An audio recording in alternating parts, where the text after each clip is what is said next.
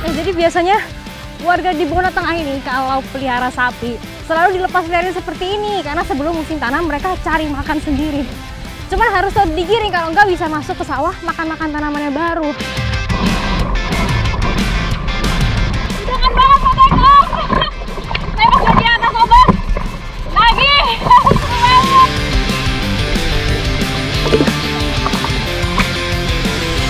Cepat lagi! Astaga!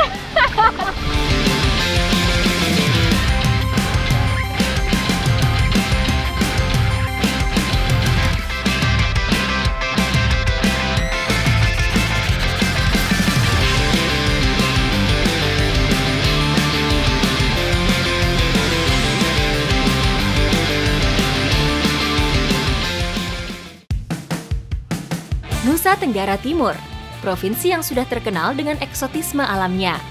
Lokasi yang benar-benar tak habis pesonanya untuk terus dijelajahi.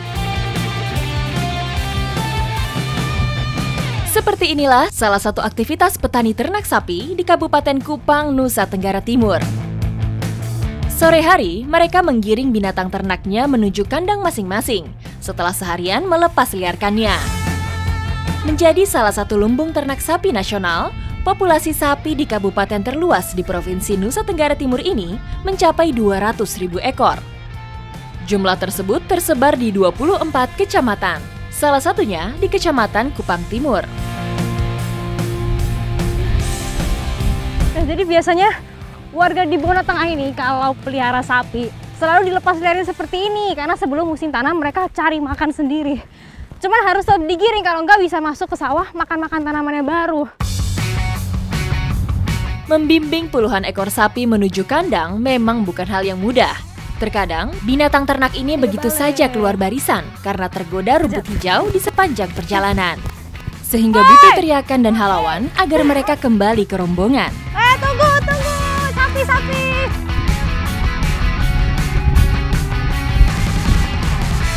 Karena kalau sudah tenang begini, kita juga harus ikut tenang. Kalau tidak, mereka tambah panik kayak tadi, apalagi saya orang baru. Sapi dikenal sebagai binatang yang dapat mengenali tuannya dan butuh adaptasi yang lama untuk menerima kehadiran orang baru. Tidak heran kehadiran saya dianggap sebagai makhluk asing yang harus dihindari. Hai!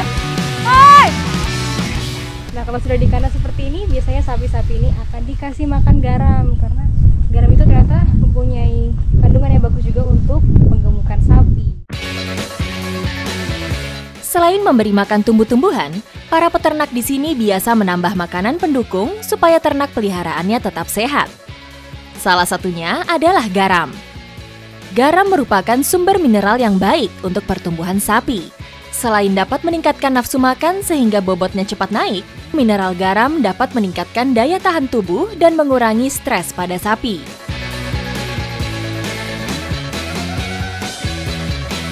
Saya penasaran deh, kok bisa garam bentuknya seperti ini? Jadi setelah ini saya mau ke tambak garam untuk melihat langsung proses bagaimana terbentuknya garam bisa menjadi seperti ini. Ikuti jejak saya, jejak petualang.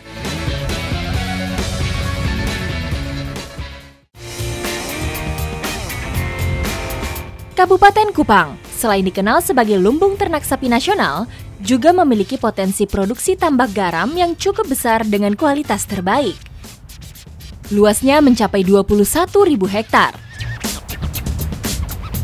Nah, di desa Olio, Kupang Timur ini menjadi salah satu desa yang memiliki tambak garam yang besar karena luasnya bisa mencapai 150 hektar. Terus kita bisa tahu kapan bisa diambil garam-garamnya itu setelah ditunggu kurang lebih 3 hari setelah air lautnya menguap, barulah terjadi gumpalan-gumpalan garam. Ini yang mau saya kumpulkan. Rata-rata, para petani di sini memproduksi garam dengan menggunakan cara tradisional.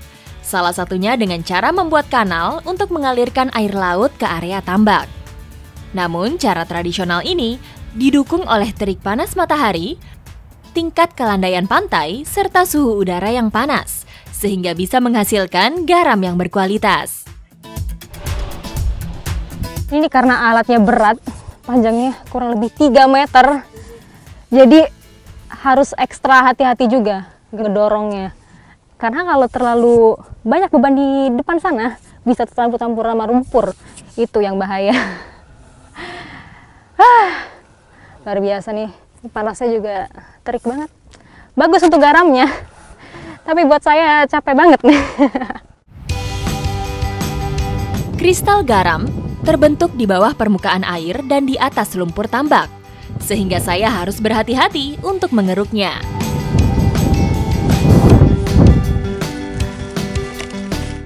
Nah, ini garam yang sudah terkumpul.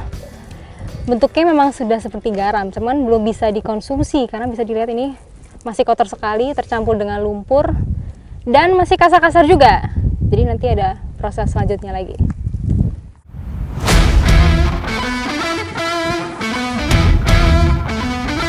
Ini garam-garam yang sudah terkumpul akan saya bawa di lokasi proses atau pengolahan sehingga siap konsumsi. Ikuti jejak saya, jejak petualang. Sebelum diolah, tuang garam kasar dari tambak ke dalam penyaring.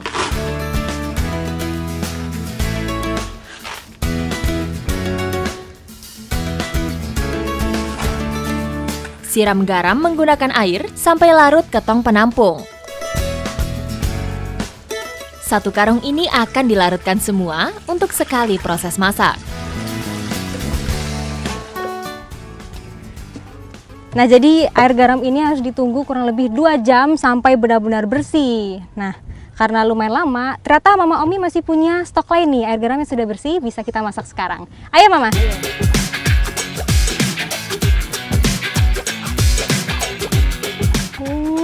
Jadi di sini nih, air endapan tadi kemudian direbus dan sudah terlihat sekali gumpalan-gumpalan garamnya ya Mama.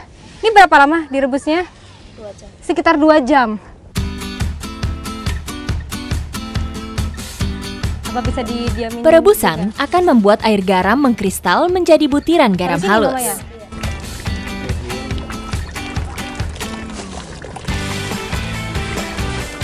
Sebelum dikonsumsi, garam harus ditiriskan dan didinginkan.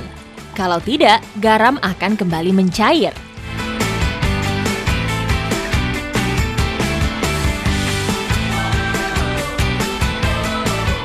Jadi proses masaknya di sini tuh gitu, nggak nunggu sampai kering semua, tapi terus ditambah sampai menjadi gumpalan-gumpalan garam lagi.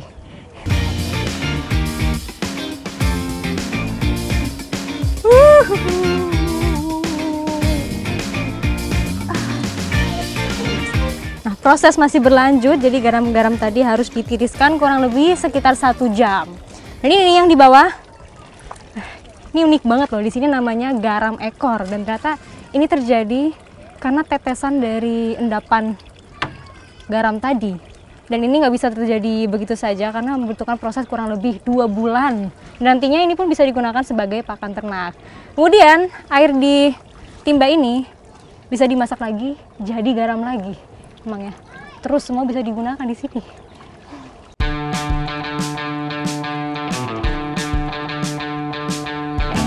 Garam tidak bisa dipisahkan dari kehidupan manusia. Menjaga kelestarian kawasan pesisir tentu saja akan turut membantu menjaga kualitasnya.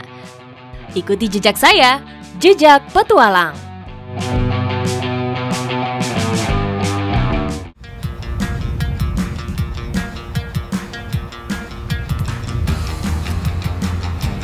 Masih di timur Indonesia.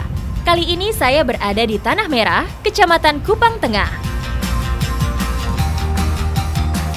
Kita mau mencari ulat yang hidupnya di dalam batang-batang ini karena sebenarnya dia itu pengganggu dan merusak pohon yang biasanya digunakan sebagai bahan bangunan. Tandanya kalau dia udah hidup di sana sebelumnya tuh ini ada bekas lubang-lubangnya seperti ini. Jadi sudah nggak bagus lagi nih pohon-pohonnya.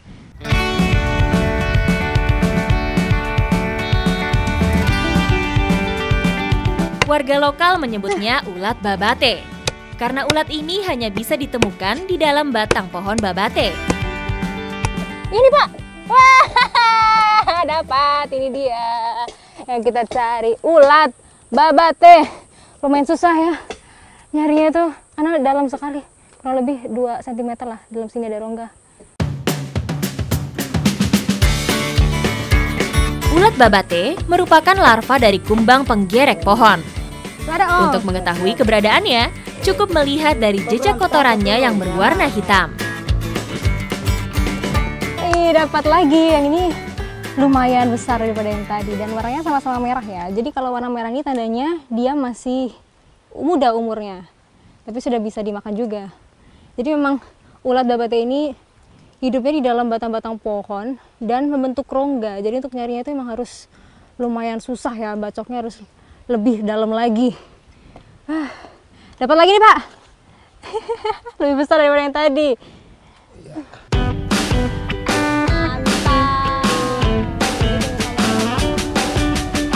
Ulat ini mempunyai rahang yang kuat sehingga dapat melubangi batang kayu yang keras. Dapat lagi. Yang ini lebih kecil. Jadi memang sebenarnya rongganya itu besar, cuman nggak mesti dapat yang besar juga. Jadi beragam gitu bentuknya.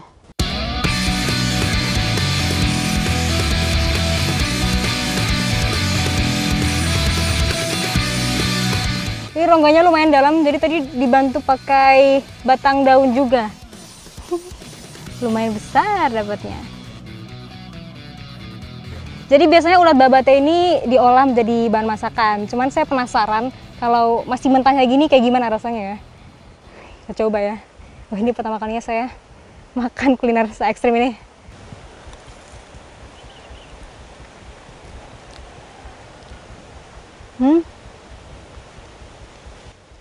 Lembut banget dalamnya.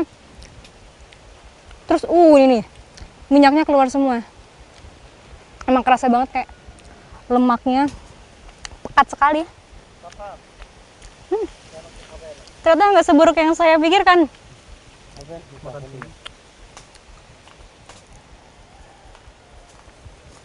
Ya ampun guys. Serem turun ya guys. Saya turun dulu saja. Aduh. Udah lumayan banyak ya Pak. Hasil pencarian ulat babate hari ini. Sudah banyak lah untuk santap siang hari ini. Langsung kita olah ya Pak. Ikuti jejak saya, jejak petualang.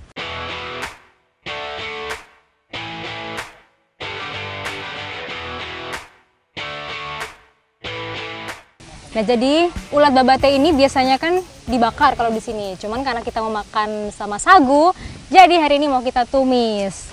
Ini pakai bumbu-bumbu sederhana. Saya yang ngulek-ngulek nih. Bantuin Mama Herlin ya, Ma? Sudah.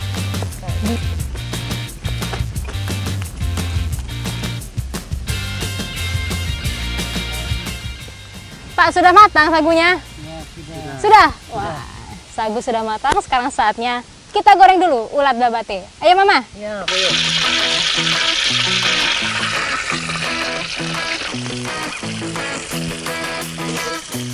Goreng. Setelah digoreng, ulat babate akan lebih kenyal dan tidak mudah hancur saat dimasak.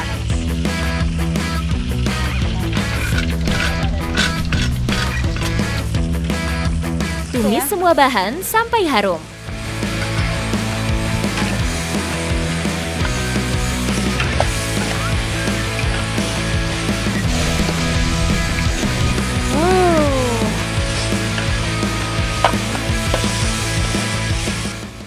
Nah, tumis babate sudah siap santap. Dari bentuknya ini sudah cantik sekali. Tinggal ambil satu-satu nih. Ayo, ambil sendiri-sendiri. Ya.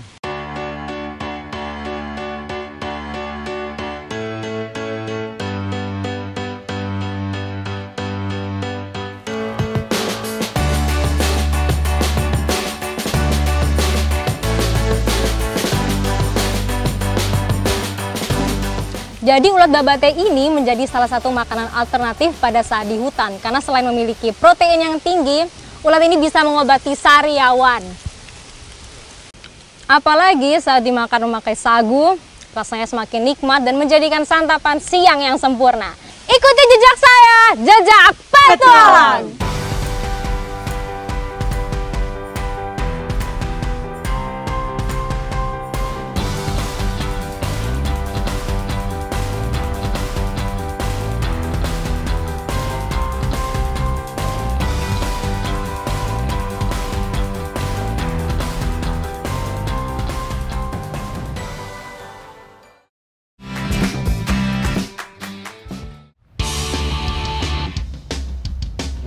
Menjadi salah satu negara kepulauan terbesar di dunia, Indonesia memiliki lebih dari 17.000 pulau. Sisi barat timur dibatasi Pulau Sabang dan Merauke. Sementara sisi utara selatan, Pulau Miangas dan Pulau Rote menjadi batas Nusantara paling luar.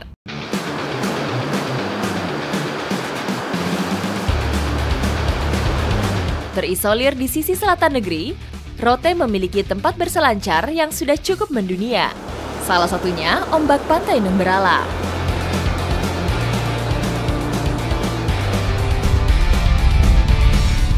Selamat pagi dari Pantai Nembrala. Hari ini saya mau surfing ditemani Kak Sofi. Udah biasa surfing di sini. Ini kita lagi lihat kondisi ombak di website. Kelihatannya bagus ya, Kak? Iya. Sekitar 4-6 feet dan angin juga bagus. Dari timur ya. Dari timur pas banget lah. Dari sini juga terlihat ombaknya udah mulai bagus. Langsung aja. Let's go. Let's go. Ikuti jejak saya, jejak petualang. Surfing merupakan olahraga yang sangat beresiko, sehingga safety adalah hal yang tidak bisa dinegosiasi. Data cuaca yang bagus membuat saya lebih enjoy dan merasa aman saat berselancar.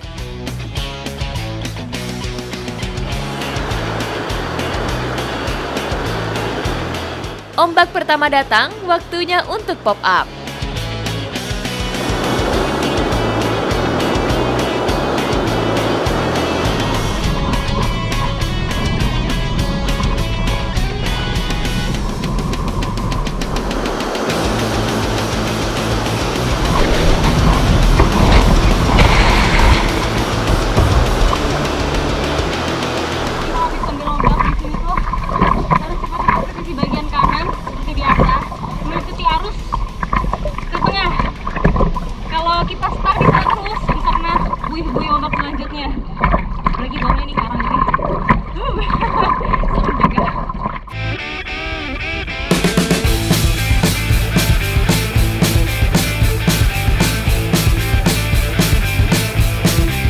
Saya harus menahan napas lebih lama saat melakukan teknik duck dive untuk melewati ombak. Nah, di Pantai Nembrala ini ada 3 titik ombak. Yang pertama sebelah sana itu paling ujung. Kemudian kedua tempat saya biasa ambil ombak tadi. Terus yang ketiga yang paling dekat sama tepian. Kalau ombak pertama dia lebih cepat, jadi manuver kita nggak begitu lama. Jadi paling tepatnya di bagian kedua, bisa panjang, dapat ombak yang bagus, perfect banget. Setiap pantai memiliki karakter yang berbeda-beda, mulai dari ombak, pasang surut, hingga karang bawah airnya. Kak Sofi, salah satu atlet surfing dari Rote, banyak memberi informasi tentang karakter ombak di sini.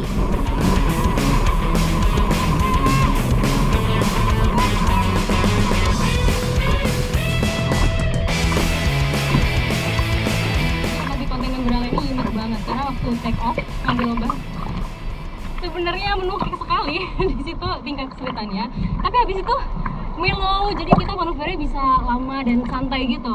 Terus di titik terakhir sebelum ombak habis, karangnya sudah menunggu kita. Ini campur aduk ini perasaannya. Dengan sedikit tricky, pelan-pelan saya berhasil beradaptasi dengan ombak di sini. Meski khas ombak pantai selatan yang besar dan kencang membuat energi saya terkuras, namun tantangannya mendorong rasa penasaran saya untuk bisa menaklukkannya.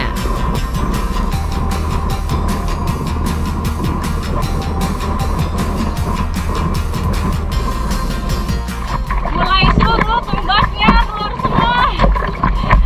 Emang sebenarnya bahaya kalau main surfing di ombak surut ya. Cuma di Nembrala ini bagusnya waktu surut menuju pasang.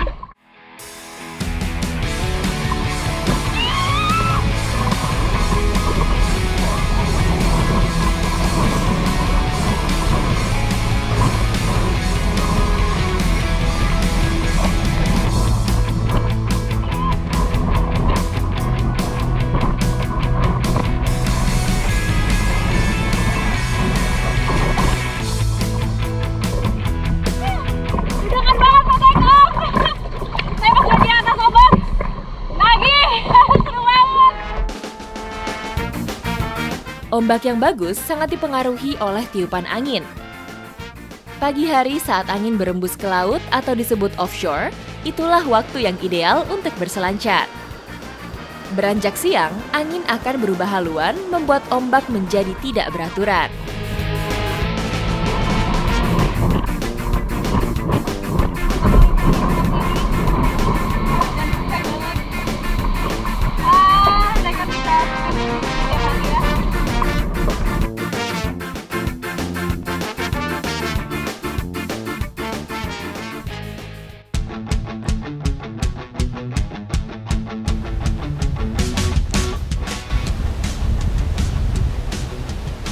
Berselancar di Pantai Nemberala memberi saya tantangan dan pengalaman baru. Suasananya semakin sempurna dengan hamparan pantai pasir putih yang indah dan sunsetnya yang eksotis.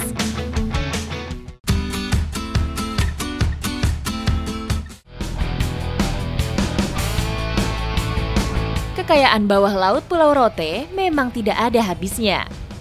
Kali ini, saya akan memancing dengan cara tradisional khas pesisir Pulau Rote. Nah, ini umpan sudah terpasang dan dari tadi ini tuh bukan wadah, melainkan tempat umpan karena kita mancingnya masuk ke dalam air, jadi lebih mudah juga di sini. Selain itu, ini bisa jadikan topi penutup kepala agar terhindar dari panas. Oke, sudah siap semua? Siap. Kita mancing sekarang. Ikuti jejak saya, jejak petualang. Semua perlengkapan ini membuat saya seperti kembali ke masa lalu. Karena peralatan yang saya pakai adalah warisan nenek moyang masyarakat Rote yang masih dipertahankan dan digunakan hingga sekarang. Setelah mendapatkan posisi yang tepat, selanjutnya kami lempar kail yang sudah diberi umpan daging gurita. Baru dapat! Ini kerapu!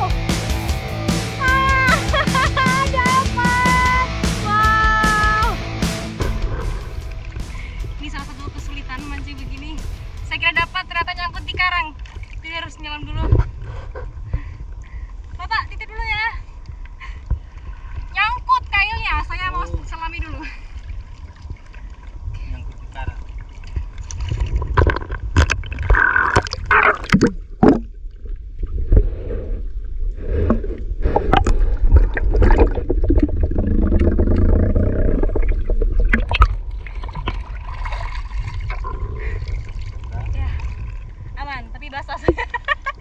Oke, semangat. Harus dapat, jangan sampai nyangkut lagi.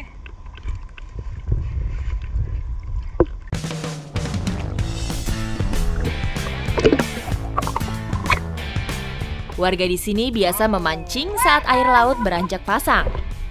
Dilakukan di perairan dengan kedalaman sepinggang hingga dada orang dewasa.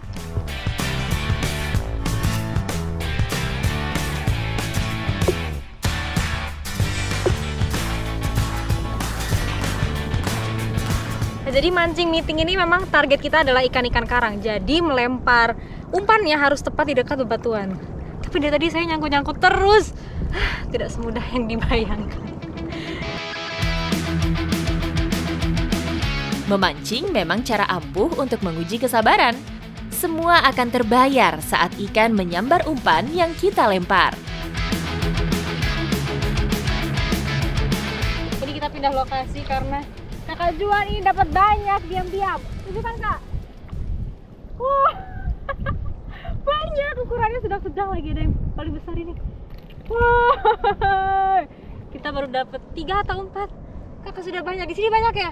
Iya banyak. Nah, saya nggak mau kalah dari Kak Juan. Ini dapat lagi. Dapat lagi. Astaga. Hoki kita hari ini ya Kak. Meskipun bukan ikan berukuran besar, namun kami mendapatkan tangkapan yang cukup banyak. Jenisnya bermacam-macam, seperti ikan kerapu, ikan pasir, ikan dusun, dan berbagai ikan karang lainnya.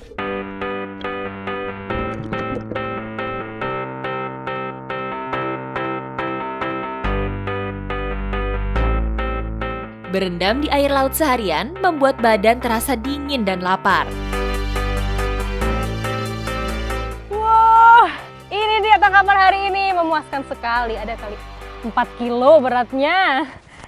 Tapi karena ikan ini kecil-kecil, kita nggak akan bersihkan, langsung di belah-belah sedikit ya Pak, dibelah kemudian taburi garam langsung bakar. Setiap daerah pesisir mempunyai keunikan tersendiri dalam mengolah ikan. Seperti cara kami saat ini, ikan dibiarkan utuh tanpa dibersihkan isi perutnya. Tujuannya supaya daging ikan tidak hancur saat dibakar. Nah, jadi teknik pembakaran ini tidak ada api yang membara besar sekali karena menggunakan biji lontar ini dibakar sehingga menjadi arang. Justru lebih awet ya Kak kalau pakai biji lontar ini. Biji lontar mempunyai cangkang yang keras seperti batok kelapa. Aroma yang dikeluarkan dari pembakaran biji lontar juga memberi cita rasa tersendiri terhadap ikan yang dibakar. Cara unik lainnya dari cara olah masyarakat di sini, yaitu tidak membersihkan sisik ikan yang dibakar. Ini kata Pak Roni, kalau ikan matang dicelup air laut semakin enak. Oke, saya ambil air lautnya ya Pak. Menurut mereka, sisik ikan dapat melindungi daging ikan supaya tidak gosong. Keseharian masak masyarakat pesisir Rote banyak memberi saya pengalaman baru. Salah satunya cara membersihkan kulit ikan yang gosong dan keras setelah dibakar. Tidak dengan cara dikerok, melainkan cukup dicelupkan ke dalam air laut.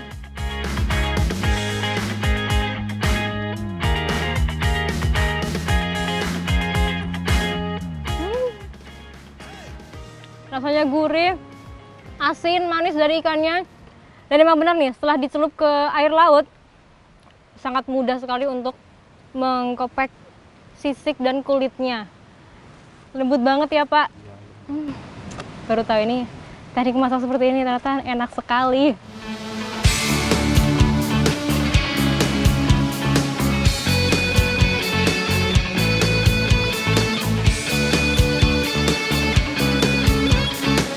Seru sekali pengalaman mancing meting saya hari ini dengan tangkapan yang luar biasa banyak. Dan tentunya aktivitas hari ini didukung oleh gear yang sangat membantu sekali, yaitu sandal lontar. Saya jadi penasaran nih, bagaimana caranya daun lontar bisa menjadi sandal seperti ini. Ikuti jejak saya, jejak petualang.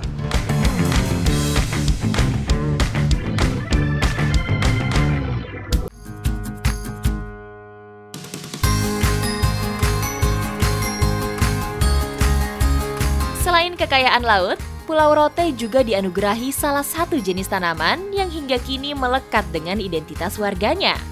Bahkan masyarakat NTT menyebutnya sebagai pohon kehidupan. Pemanfaatan tanaman lontar sudah dilakukan sejak zaman nenek moyang masyarakat Rote. Salah satu yang digunakan adalah daun lontar. Ini pohon yang mau jual panjat. Luar biasa loh tingginya, ini ada kali 10 meter lebih. Kamu yakin? 10 meter sampai 15 ada, yakin? Yakin. Dia yakinnya sambil senyum-senyum, kalau saya sudah pasrah saja. Jangan saja ya, saya semangati dengan doa di bawah sini. Kayaknya.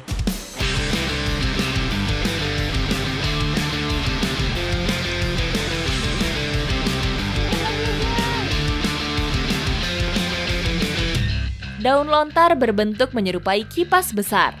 Diameternya bisa mencapai lebih dari 1 meter.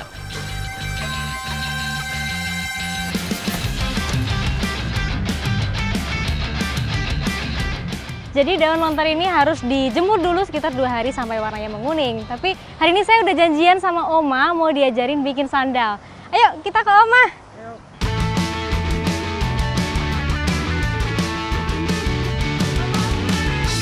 Menjadi bagian dari pohon kehidupan, daun lontar biasa digunakan untuk atap rumah hingga dimanfaatkan sebagai bahan baku berbagai jenis kerajinan. Salah satunya adalah sandal khas Rote, yang sejak dulu kala sudah digunakan oleh nenek moyang masyarakat Rote.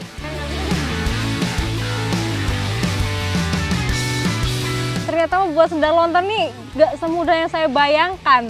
Tadi Oma bikinnya cepat sekali, saya kira ngasal.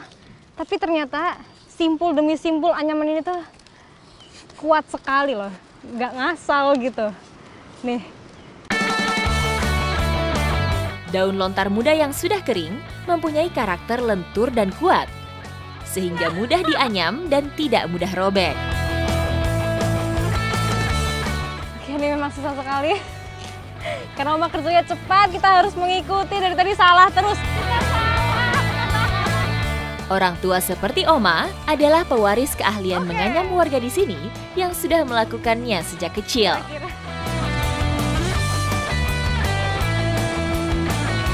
Jadi nenek moyang kita tuh udah pakai sandal lontar ini dari zaman dahulu kala dan luar biasa sekali. Sandal terbuat dari daun lontar. Ikuti jejak saya, Jajak Petualang.